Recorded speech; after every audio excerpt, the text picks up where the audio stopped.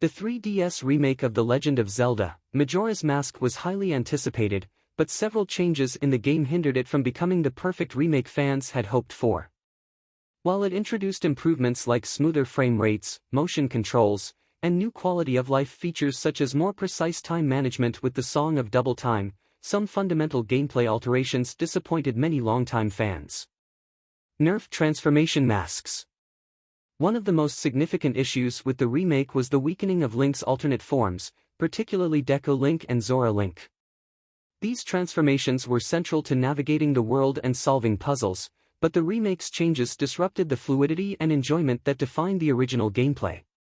Deku Link. In the original, Deku Link could perform a spin-hopping technique to quickly move across water surfaces, making navigation in areas like the southern swamp feel intuitive and smooth.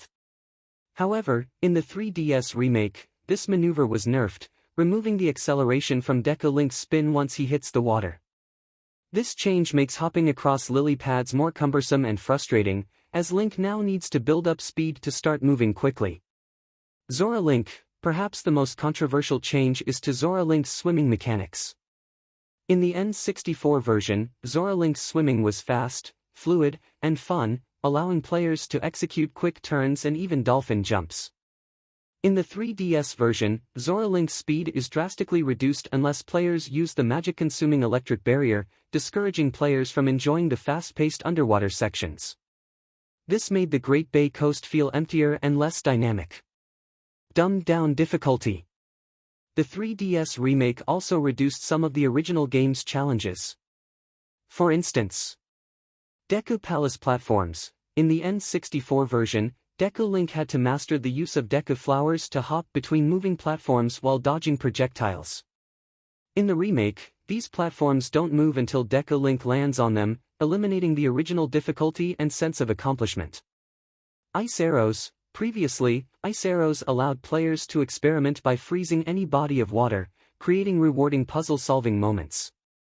The remake restricts their use to specific sparkling patches of water, effectively spoon-feeding solutions to the player, which detracts from the satisfaction of figuring out puzzles.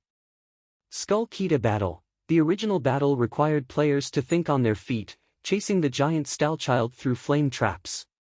Players could use arrows or the bunny hood to gain an advantage. In the remake, Skull Kida's movement is slowed to the point where the challenge is virtually non-existent. Overuse of eyeballs in boss battles. The introduction of weak point eyeballs on all the bosses in the 3DS version drew criticism for being a tired design choice in the Zelda franchise. Odalwa. The dynamic and fast-paced battle of the original is reduced to a simplistic formula in the remake. Players are forced to perform the same repetitive actions of dropping Deku nuts from flowers, exposing an eyeball weak point without the boss adapting or becoming more challenging. Twin Mold. Although the original battle against Twin Mold was criticized, the remake's version was equally frustrating.